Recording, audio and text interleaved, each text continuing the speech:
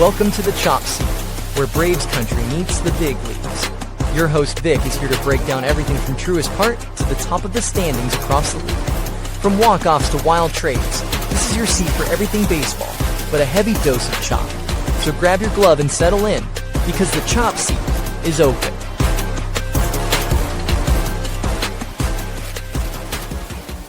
Welcome to the Chop Seat, your favorite place for Braves baseball and the rest of the league. I'm your host, Vic, and today is Monday, April 6th. We were supposed to have an episode on Thursday. That's my bad. We're going to make up for it today. It's probably going to be strictly Braves, most likely. More than likely, it's just going to be strictly Braves. We'll touch on maybe the standings, even though it's early, but that's what we'll do. We'll do during the MLB. We'll talk about the standings. It was a rough weekend. Just a lot going on. Nothing bad. It was just too busy. Too busy to be able to do a show starting from Thursday on till today. Duty calls, guys. Duty calls. So, I missed out on giving you guys a show before that series began with the Arizona Diamondbacks. But yeah, we're gonna look into it. We're gonna look into what happened there.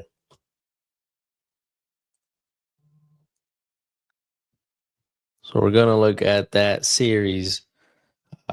Sorry, I had to pause the podcast for some reason, but we're gonna look at the series that went down with the Athletics. We're gonna look at that one, and then we're gonna look at the one that just went down with the Arizona Diamondbacks, where the Braves started their first road trip of the season, a West Coast trip at that. And then we're going to preview this series that will be starting tonight to cap off that weekend. Well, not that weekend, but that West Coast road trip. So we're going to look into that. If this is your first time stumbling across the show, make sure to follow us on Instagram at the Chop Seat Pod and at the Chop Seat on X, TikTok, Facebook, and YouTube. So without further ado, let's head into our first segment of the show. It's time for Tomahawk Takes. It's time for Tomahawk Takes, where we take a look at the previous Braves series. And before we get into that, Tomahawk Takes is brought to you by SeatGeek. Use code CHOPSEAT20 and you're going to save $20 off your first purchase on SeatGeek. If you want to catch any Braves game, any other baseball game that you want to go catch, any NBA game, March Madness finals tonight. You might catch a ticket last minute. Who knows? Go to SeatGeek and use code CHOPSEAT20. You're going to save $20 off your first purchase. Again, go to SeatGeek and use code CHOPSEAT20 on any show, any concert, any sporting event. You will be able to save $20 off your first purchase. So this is how the series went down with the Braves and the Athletics. The Athletics were coming into town 0-3, winless. The Braves were hosting them, 2-1 record for the Braves. In game 1 of the series, game 4 of the season for the Braves, it was Jacob Lopez on the mound for the Athletics. He went 4 innings, 5 hits, 3 runs, 5 walks, no strikeouts. He was going up against Bryce Elder. Bryce Elder ends up going 6 innings, 5 hits, no runs, 1 walk, 5 strikeouts. He was followed by Aaron Bummer, Roberto Suarez, and Raisel Iglesias. And this is how the game went down. On the bottom of the first, the Braves, they put up 3 runs from the start. Acuna, he ends up walking. Baldwin, who has been insanely hot to start the season, he singles. That makes it first and second, 1 out. Ozzie Albies, he pops out the third. That is the first out of the inning. But then Matt Olson doubles out to left field. Ronnie, he scores. That makes it 1-0 Braves. Later on, bases get loaded with 2 outs from Mauricio Dubon, and he singles out to right field. Both Baldwin and Matt Olson score there. That makes it 3-0 Braves. Jonah Heim later walks, and Michael Harris comes up with the bases loaded, but he flies out to the second baseman, Jeff McNeil. But all 9 players for the Braves come up to the plate in that inning. And that was it pretty much until the bottom of the eighth. Bottom of the eighth, Mike Yastrzemski opens up with a triple out to right field. And that's his first of the season. First as a Brave, of course, and Mauricio Dubon follows and singles him in 4-0 Braves. That was the ball game, an easy one for the Braves. The Braves improved to 3-1 after that one. Game 2 was a different story. It was Aaron Savali on the mound for the Athletics. 5 innings for him, 4 hits, 2 runs, 1 walk, 3 Ks, going up against Jose Suarez. And remember, this is a spot start, that 5th spot in the rotation that is gonna give us problems until Strider is able to come back. And you'll see just why. Jose Suarez, he goes 3 2/3, 5 hits, 4 runs, 3 walks, and 6 strikeouts for him. But again, very, very sloppy start from him. Bottom of the first, we told you earlier, Drake Baldwin, Mr. Hot himself, Rick Baldwin, he hits a solo shot out to center field. That makes it 1-0 Atlanta, but the Athletics, they answer right back on the top of the second. Suarez, he gets the first 2 outs of the inning, but then he walks Max Muncy. He advances to second on a balk. It was a botched pickoff attempt. And then Andy Ibanez, he follows with an RBI single. That ties up the ballgame at 1. Then he issues 2 straight walks. It was a mess there. He issues 2 straight walks to the 8 and 9 hitters, Lawrence Butler and Denzel Clark. So that loads up the bases, and Jacob Wilson comes up to the plate. He makes him pay with a ground rule double. 2 runners score on that one. It's 3-1 Athletics. Top of the 4th, Andy Ibanez strikes again with another RBI. That's a single, and that makes it 4-1 Athletics. Top of the 5th, Joe Payam's now in for the Braves. He gives up a homer to Shea Langeliers out to left field. That makes it 5-1 Athletics. Bottom of the 5th, the Braves do end up scoring 1 on a Ronnie sac fly. That makes it 5-2. But that was it for the scoring. That was it. Huge credit to Martin Perez, though. He came out the bullpen, just like Didier Fuentes came in the first series. He goes 4 1/3, 2 hits, no runs, no walks, 3 strikeouts. That saves the rest of the bullpen, especially since, they're playing 13 games straight to start the season.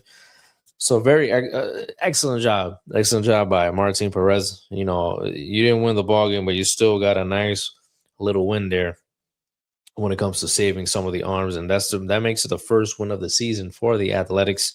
And again, it was a final score of 5-2.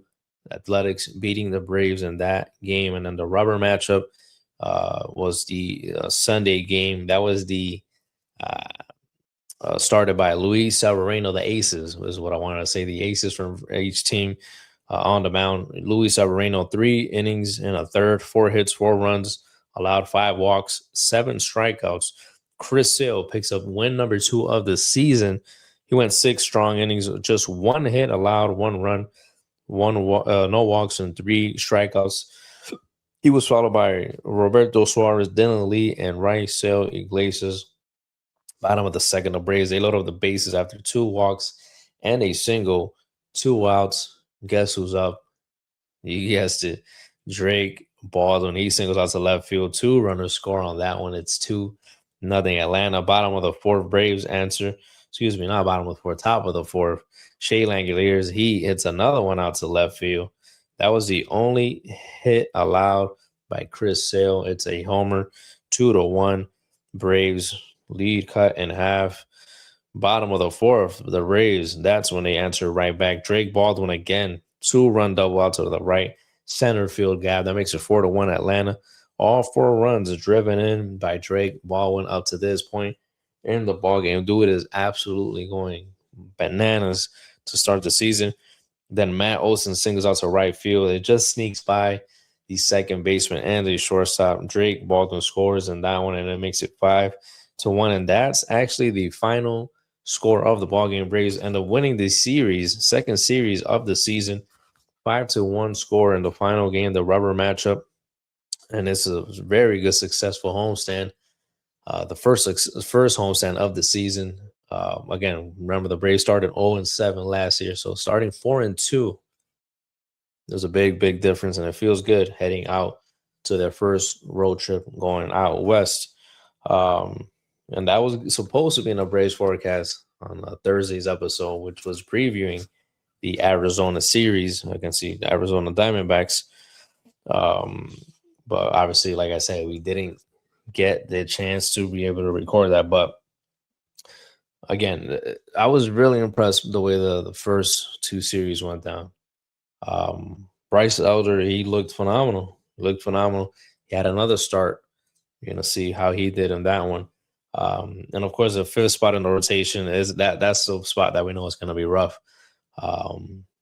Trying to get that spot starters in there to piece everything together until Spencer Strider comes back, or maybe another arm emerges from the minors and can take hold of that spot. I know we're still waiting for Spencer Strider, but again, who knows what's going to happen with his recovery. So he should be back soon. But I'm just saying, if you were able to get someone to bring up and he's successful, you might have to keep him there in that spot.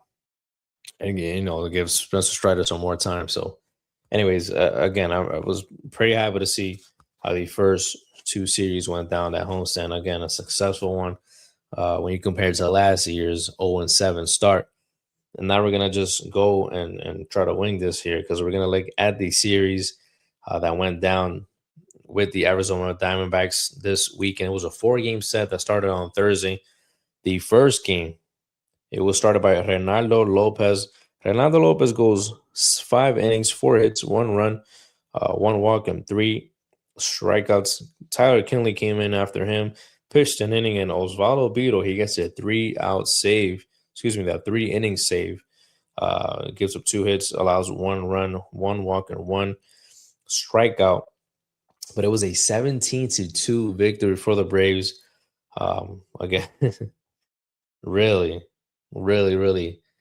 crazy offensive scoring there for the Braves. Matt Olson, he homered in the first inning. I made it 1-0 Braves. Dominic Smith, he homered out in the top of the third. I made it 2-0. Jordan Lawler homers in the bottom of the third.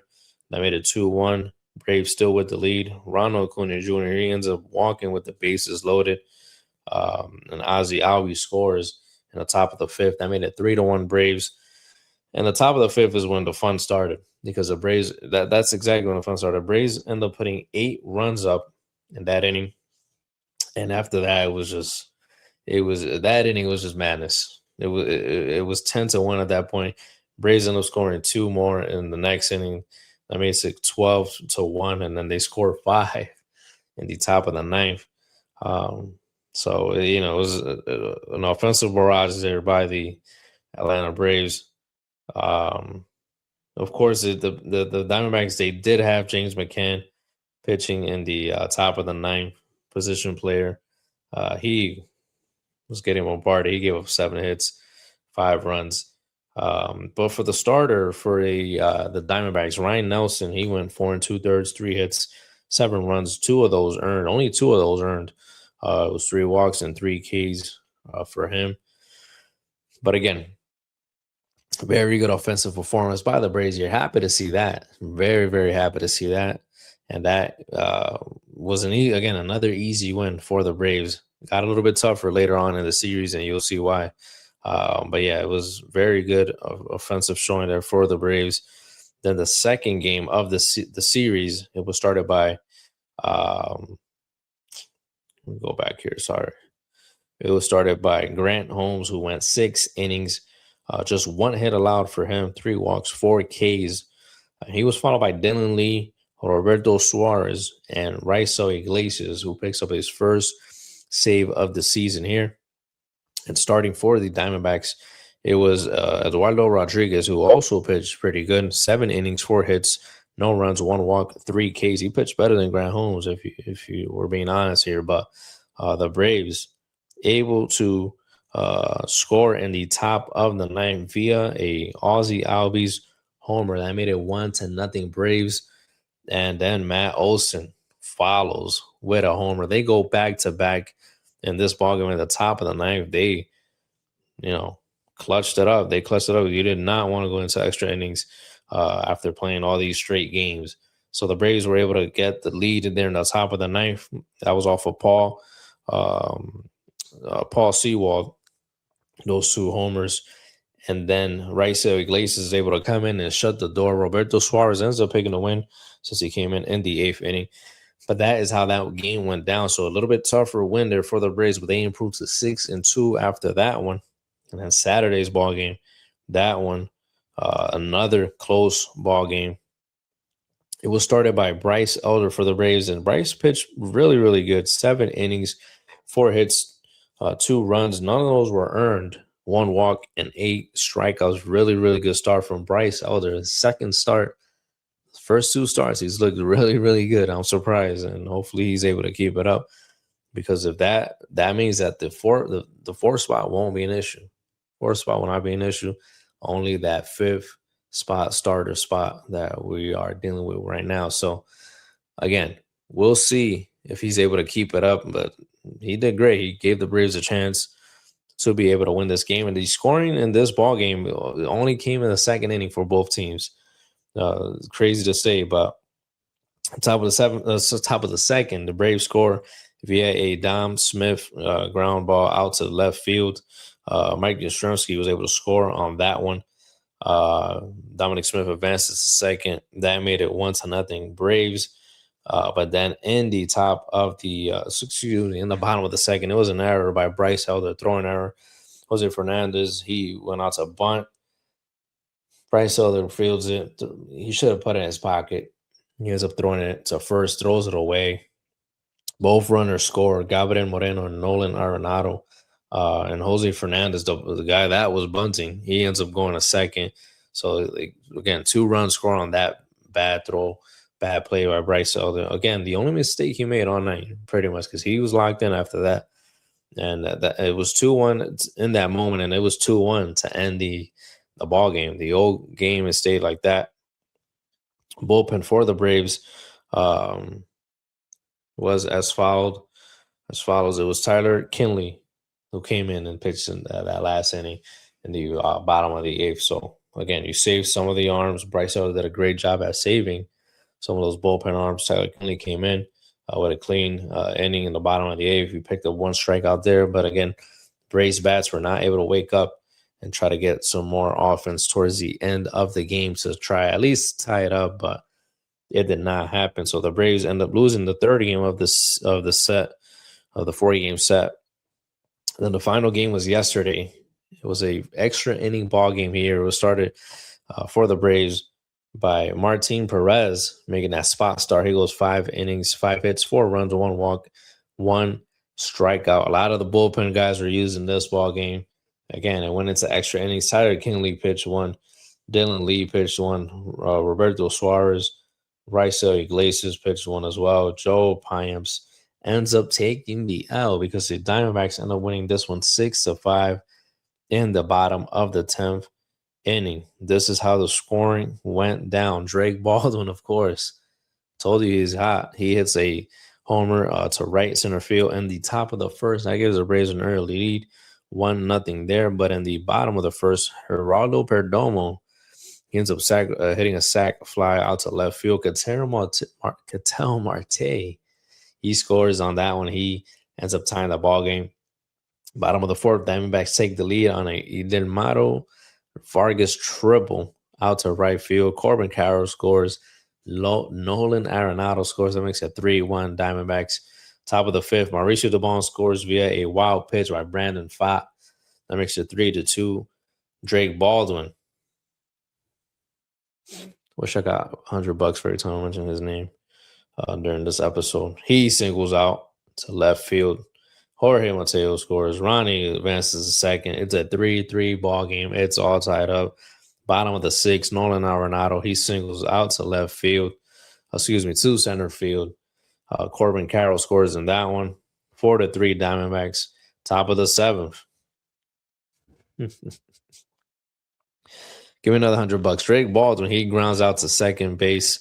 But in the process, Jorge Mateo scores. That makes it 4-4. Another tie ball game. Bottom of the 7th, Corbin Carroll with a triple. Jorge Barroso scores on that one. That gives the Diamondbacks a lead again. It was a back-and-forth game. Back-and-forth game. Diamondbacks have the lead there. Top of the 9, 5-4 lead for them. But again, You guys think I'm joking? Let me get another $100. Drake Baldwin, he scores. Excuse me, he singles. Jorge Mateo scores. That ties up the ball game 5-5. It goes to extra innings. Braves cannot bring in um, the run, the ghost runner. They can't bring him in the top of the 10th. You know what happens when you do that. The home team is going to take advantage of that in the home half of the inning, and that's exactly what Ketel Marte does. He doubles out to right field. Jorge Barroso scores 6-5 victory for the Diamondbacks.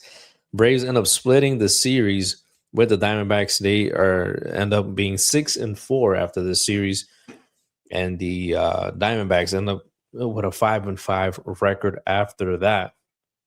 But again, I feel the Diamondbacks are a bit of a better team. I feel like we've been matched pretty well with them against them the last few years. So it's always a tough matchup when we face them. So, I kind of expected to go 2-2 when it came to this series. And listen, the split is a split. We'll take it. It's better than losing 3 out of 4 or even getting swept. It's hard to sweep a 4-game series, but it can still happen. So, to be able to split it, especially going in there with a spot starter and the 4th spot, Bryce Elder. Even though the Bryce Elder start was very, very close, we could have won that one. We easily could have won that one. If it wasn't for that mistake, the game continues to flow the way it did. Braves would have won that one. Would have been a 1-0 ball game. It was a gem by Bryce Elder that he pitched. Besides, again, that throwing error when he was fielding that bunt. So, it was he kept us in the game. Just the bats didn't wake up at the end, and then the 5th spot. Let's start with the 5 spot in the rotation. Martin Perez. We also could have won that game. We went into extra innings and they ended up losing 6-5. They just didn't execute on the top of the 10th. So, but again, that's another game that could have been won. So we're looking good, guys. We're looking good. I think we're looking good. We're looking competitive. So it's things are looking up, bro. Things are looking up right now. So we'll see what is gonna go down tonight. And you know what? Let's just do it now, guys. Let's just do it now. Let's look at the Braves forecast right now. Sorry, I just froze for a little bit. Let's look at the Braves forecast. It's time for your Braves forecast. It's time for the Braves forecast, where we look at the upcoming Braves series, and that series starts tonight. Again, I said it earlier. Their Braves are still going to be out in the West Coast. They're going to be facing the LA Angels. It's going to be a 3-game set, Monday through Wednesday. Remember, as I said in a previous episode, all the times that I mentioned are going to be Eastern times. First pitch is scheduled for tonight at 9:38 p.m. Chris Sale will be on the mound, 2-0 record with a 0.75 ERA, going up against their ace, Jose Soriano, who's 2-0 with a 0.0 ERA.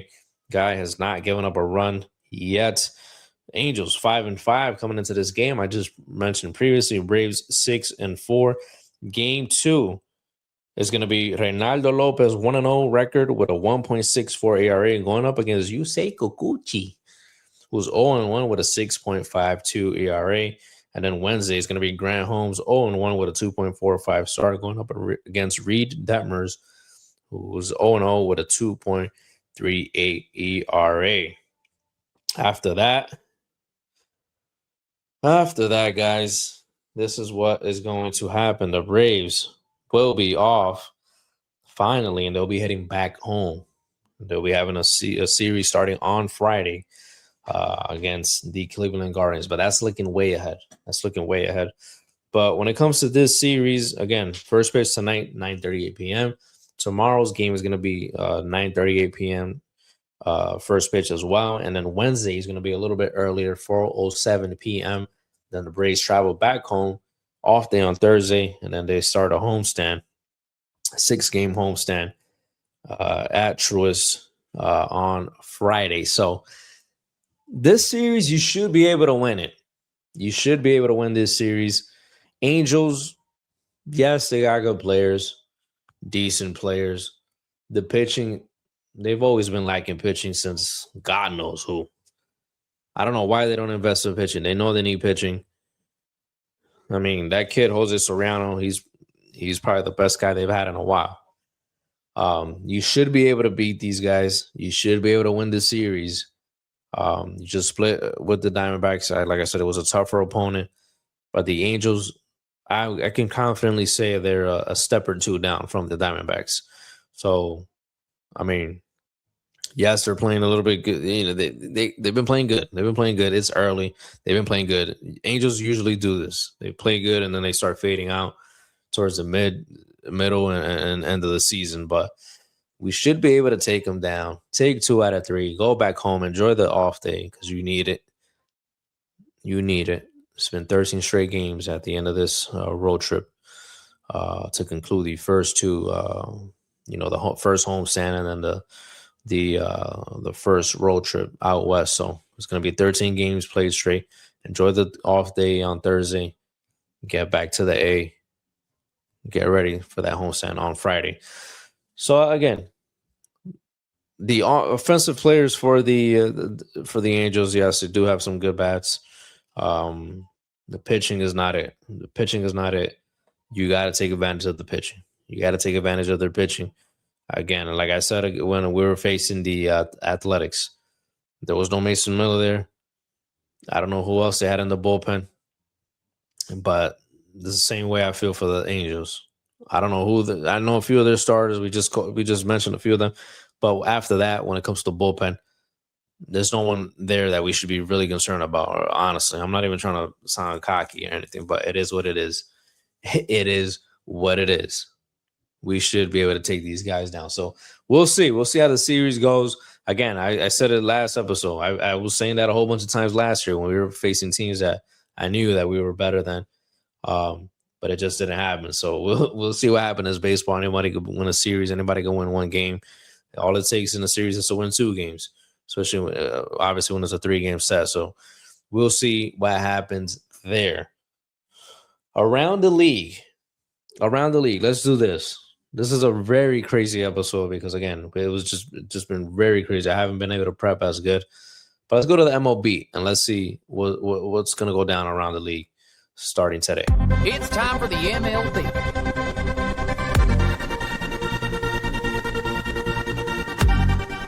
Welcome to the MLB, where we catch up with the action from across the league. We got a game going on today. It's the Kansas City Royals at the Guardians. I think that's the first game of that set. Hopefully it is. It's on the bottom of the first right now.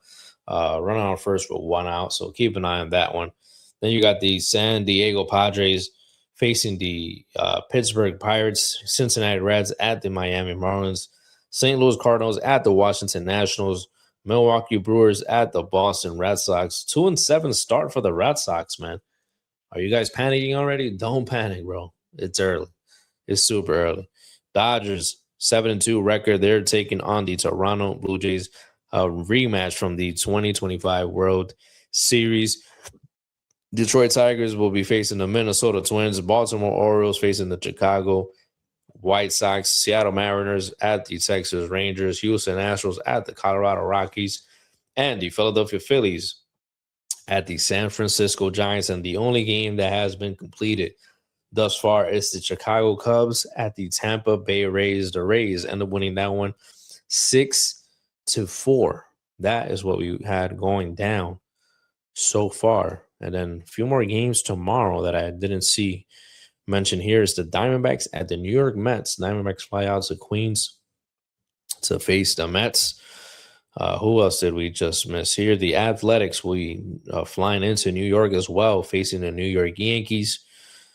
And that, I think the only one that I missed after that was the Philadelphia Phillies, who will be facing the San Francisco Giants. Those that I mentioned are series that will be starting tomorrow, Tuesday. So April 7th, Tuesday, April 7th. All right, guys. So that's what we got. We don't have no stats for the previous series and all that. I apologize on that end. But bad news. Bad news. Bad news for the New York Mets. It's Juan Soto. He's been placed on the IL. I know, guys. I know. He's been placed on the IL. 2 to 3 weeks is timetable that he should be back. That's what they're saying. He's on the 10-day IL due to a right calf strain. So we'll see. Hopefully the Mets are able to, keep up some of that good play that they've been having. They've been a little, here and there, but they're starting to play a little bit better. 6-4 record, same as the Braves. You guys want to look at the standings real quick? Let's look at the standings. At National League East, Miami Marlins 6-3. Mets, Braves follow with a 6-4 record. Phillies 5-4. Washington Nationals 3-6. I'm not even gonna do the standings yet, bro. I was gonna do it, but I'm not gonna do it. It's way too early, bro. It's way too early. I can't do standings here on the chop seat this early. We're not gonna do it. We're not gonna do it. It just sounds silly, bro. It sounds silly. Anyways, it was a bit of a hectic, crazy episode. I apologize. But like every episode, I've been apologizing, man. I gotta get my game on, man. I gotta lock in, guys. I gotta lock in. But again, thank you guys for tuning in. One last shout out to SeatGeek. Let's put up the banner here. Again, guys, if you want to save $20 going to an event, go to SeatGeek and put in code CHOPSEAT20. You're gonna get $20 off your first purchase. If you want to go catch the Braves, any other baseball game, NBA, NHL, you want to go catch a concert, Romeo Santos, Prince Royce on tour, Jay-Z, I think he's going on tour. Who else is going on tour? You let me know. Anyways, if you want to get any of those tickets, go to SeatGeek, put in code CHOPSEAT20 as you can see below, and you're going to get saved $20 off your first purchase. Use those $20, pay for the parking, have yourself a drink, whatever you want to do with those $20. Save them by using code CHOPSEAT20 on SeatGeek. You're going to save $20 off your first purchase. Thank you guys for tuning in. Hopefully the next episode is a bit more organized. We'll catch you next time on The Chop Seat.